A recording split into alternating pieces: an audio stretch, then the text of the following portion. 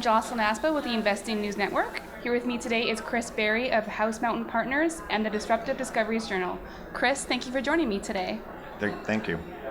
Graphite has been popular among investors in recent years due to rising demand in lithium-ion batteries. What are your thoughts on that? Well, I think, you're absolutely right. The story speaks for itself.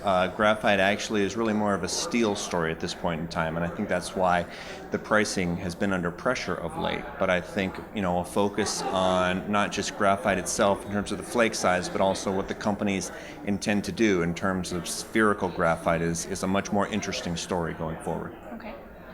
With Tesla's plans to source the lithium, graphite, and cobalt it needs for companies in North America, what does this mean for the future of graphite companies on the continent? Well, I actually don't think that Tesla will be able to source their lithium, cobalt, or graphite from companies in North America.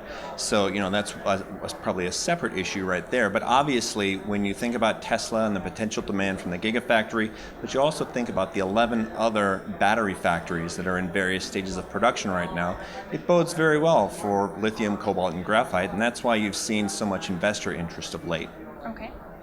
Investors are still confused by synthetic and natural graphite. How much natural graphite is used in batteries? Not quite as much as you would think at this point in time. Right now, batteries predominantly use synthetic graphite, and that's because, again, when we start talking about these chemical reactions, if you will, inside the batteries, purity is of utmost importance, and that's why many of the battery manufacturers, the anode producers in particular, are more focused on the synthetic supply as opposed to the natural supply right now. Okay.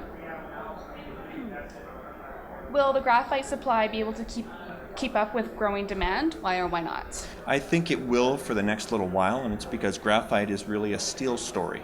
I think 70% of graphite demand comes from the steel business, which is suffering from overcapacity right now due to what's happening in China. Right. So once that levels itself out, I do see higher graphite demand in the future. I think, again, a bigger issue is to focus on spherical graphite, which is what's used in the battery business. Right.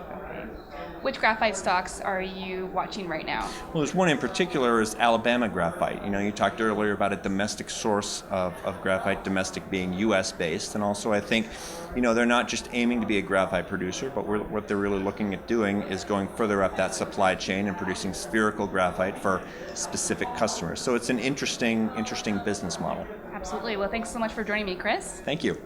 I'm Jocelyn Aspa with the Investing News Network.